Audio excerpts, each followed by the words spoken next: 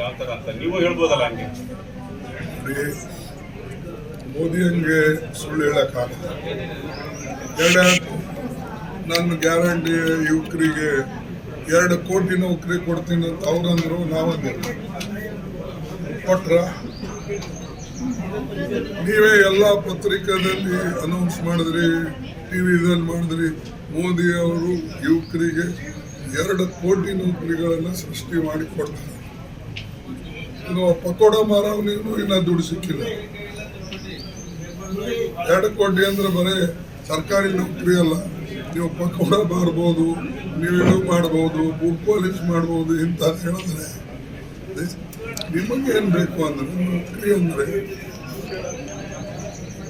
ಕಾಯಂ ಇರ್ತಕ್ಕಂಥ ನೌಕರಿ.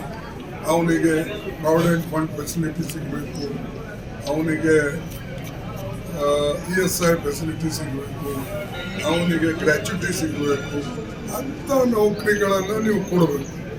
ಇಲ್ಲ ಅಂದರೆ ನೀವು ಅನೇಕ ಕಡೆ ಕಾಂಟ್ರಾಕ್ಟ್ ಲೇಬರ್ ಇದನ್ನು ಕೂಡ ಅವ್ರ ಲೇಬರ್ ಲಾಸ್ ತಂದು ಅವು ಎಲ್ಲನೂ ಕೂಡ ಸಡ್ಲ್ ಮಾಡಿ ಇವತ್ತು ಯಾರಿಗೆ ಬೇಕು ಯಾವಾಗ ಬೇಕು ಅವ್ರು ತೆಗಿಬೇಕು.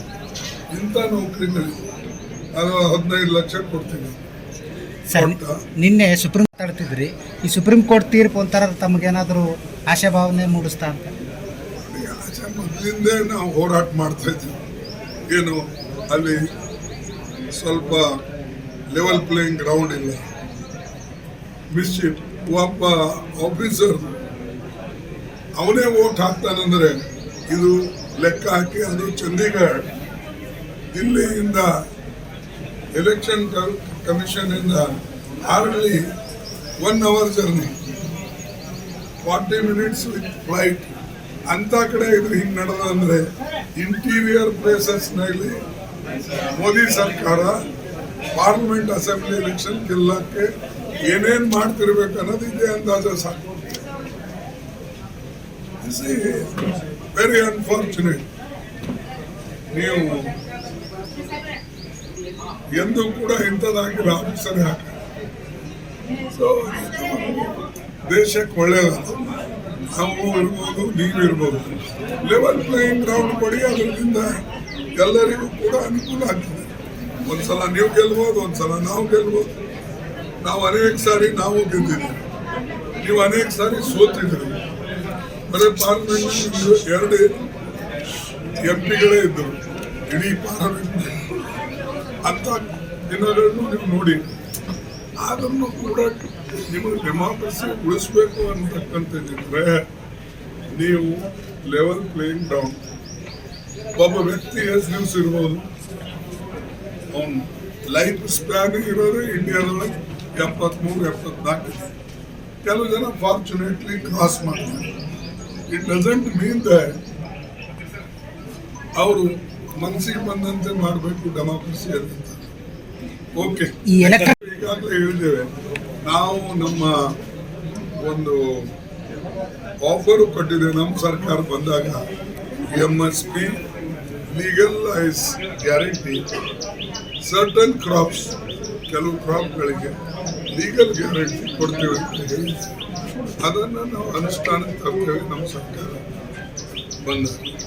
ಈ ಚುನಾವಣಾ ಬಾಂಡ್ ರದ್ದತಿ ಬಗ್ಗೆ ಮೋದಿ ಸರ್ಕಾರ ಬಂದ್ರೆ ದೇಶಕ್ಕೆ ಯಾವ ರೀತಿಯಾದಂತಹ ಗಂಡಾಂತರ ಇದೆ, ಸಂವಿಧಾನ ಉಳಿಯಲ್ಲ ಅಂತ ಮಾಡ್ತಾರೆ ಅಂತ ಇಲ್ಲ. ಈಗ ನೀವು ಫ್ರೀ ಇದ್ರ ನಿಮ್ಮ ಓನರ್ಸ್ ಕಂಟ್ರೋಲ್ ಮಾಡ್ತಾರೆ.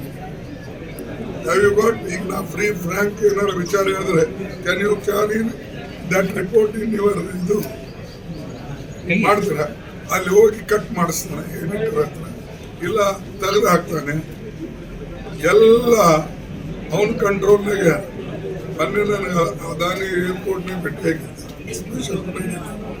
ನಾನು ಎಲ್ಲ ಕಂಟ್ರೋಲ್ ಆಗಿದಲ್ಲ ಇಲ್ಲ, ನಮ್ಮ ಸಬ್ಕೆ ಸಾಥ್ ರೈತೆ ಅಂತ ಅಹಮದಾಬಾದ್ ಜಾನು ಅಂತ ಹೇಳಿ. ನೀವು ನೋಡಿ, ನಿಮ್ಮ ವಿಚಾರ ಬೇರೆ ಇರ್ತದೆ, ಬಟ್ ನೀವು ಮಾಲೀಕರಿಗೆ ಬಿಟ್ಟು ಹೋಗಂಗಿಲ್ಲ.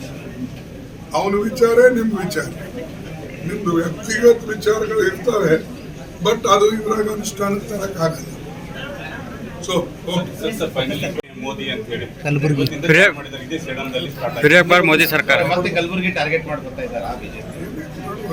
ಅವ್ರಿಗೆ ಬಿಟ್ಟಿದ್ದು ಇದು ನೋಡಿ, ಡೆಮಾಕ್ರಸಿಯಲ್ಲಿ ಏನು ಮಾಡಬೇಕು ಅವ್ರು ಮಾಡ್ತಾರೆ, ನಾವೇನು ಮಾಡಬೇಕು ಮಾಡ್ತಾರೆ. ಅವರು ಮೊದಲಿಂದಾನೇ ನಾನು ಮೊನ್ನೆ ಅವ್ರಿಗೆ ಹೇಳಿದೆ, ಚೇರ್ಮನ್ ನಮ್ಮ Rajya Sabha vice president of India ಚೇಂಬರ್ನಲ್ಲಿ ನಾವು ಸೇರಿದ್ದೇವೆ, ಅಲ್ಲಿ ಚಹಾಕ್ಕೆ ಸೇರ್ತೀವಿ. ನಾ ಹೇಳಿದೆ ಪದೇ ಪದೇ ನಮ್ಮ ಗುಲ್ಬರ್ಗದಾಗ ಬರ್ತಾ ಇದ್ರಲ್ಲ, ಕರೀದೆ ಭಾಳ ಮಂದಿ ಬರೋದಿಲ್ಲ. ನೀವು ಅಂದ್ರೆ ಗುಲ್ಬರ್ಗದಾಗ ಹಿಡಿದು ಅಲ್ಲಿ ವರ್ಕರ್ಸ್ ಮೀಟಿಂಗ್ ಮಾಡೋದು ಇದೆಲ್ಲ ಮಾಡ್ತೀವಿ.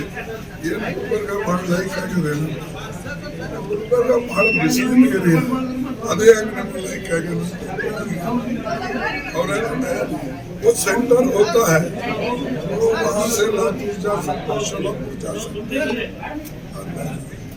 ಹಿಂಗೆ ಅವರು ಗುಲ್ಬರ್ಗ ಮೇಲೆ ಪ್ರೀತಿ ತೋರಿಸ್ತಾರೆ, ಒಳ್ಳೆಯದಲ್ಲ. ನೀವು ಇರೋದ್ರಿಂದ ಅವ್ರು ಟಾರ್ಗೆಟ್ ಮಾಡ್ತಾ ಇದಾರ ಅಂತ ನನಗೆ ಗೊತ್ತಿಲ್ಲ ಯಾರಿಗೆ ಟಾರ್ಗೆಟ್ ಮಾಡ್ತಾ ಇದ್ದಾರೆ. ನೀವು ಊಹೆ ಮಾಡಬೇಕು. ಯಾವ ಮನುಷ್ಯನೂ ಬರದೇ ಇರೋನು ಇಲ್ಲಿ ಯಾವ ಎಲೆಕ್ಷನ್ದಾಗ ಎಲ್ಲೂ ಬಂದಿಲ್ಲ. ಅವರು ಮೊದಲ 3 ಸಾರಿ ಬಂದರು. ಡಿಫೆನ್ಸ್ ಮಿನಿಸ್ಟರ್ ಇಲ್ಲೇ ಇನ್ಚಾರ್ಜ್ ಆಗಿ ಬಂದರು. ಶಾ 3 ಸಾರಿ ಬಂದು ಬ್ಯಾಕ್ವರ್ಡ್ ಕ್ಲಾಸಸ್ ಕಾನ್ಫರೆನ್ಸ್ ಮಾಡಿದ್ರು, ಎಲ್ಲ ಮಾಡಿದ್ರು. ನೀವು ಊಹೆ ಮಾಡ್ಕೊಳ್ಳಿ. ಈಗಲೂ ಬರ್ತಾ ಇದ್ದಾರೆ. ಯಾಕೆ ಬರ್ತಾ ಇದ್ದಾರೆ, ಏನು ಮಾತು ಇದೆ? ಇಲ್ಲ ಅವ್ರ ಕ್ಯಾಂಡಿಡೇಟ್ ನೋಡಕ್ ಪದೇ ಪದೇ ಬರ್ಬೇಕು ಒಂದು, ಇಲ್ಲ ಅಂದ್ರೆ ಕಾಂಗ್ರೆಸ್ನವ್ರಿಗೆ ಮುಗಿಸ್ಬೇಕು ಅಂತ ಬರ್ಬೇಕು ಅಂತ. ಎರಡದಾಗ ಒಂದೇ ತಾನೆ, ಒಂದೇ ಅವ್ರ ಇಚ್ಛೆ ಇರೋದು. ಇಲ್ಲ ಪದೇ ಪದೇ ಅವ್ರ ಕ್ಯಾಂಡಿಡೇಟ್ ಭೇಟಿಯಾಗಿ ಸಲಹೆ ಕೊಟ್ಟು ಹೋಗಕ್ಕೆ ಬರ್ತಿರ್ಬೇಕು ಒಂದು, ಇಲ್ಲ ಕಾಂಗ್ರೆಸ್ಗೆ ಎಲ್ಲರೂ ಕೊಂಡು ಮುಗಿಸ್ರಿ ಅಂತ ಮೀಟಿಂಗ್ ಮಾಡ್ತಾರೆ ಅವರು, ಅದು ಇರಬೇಕು ಒಂದು.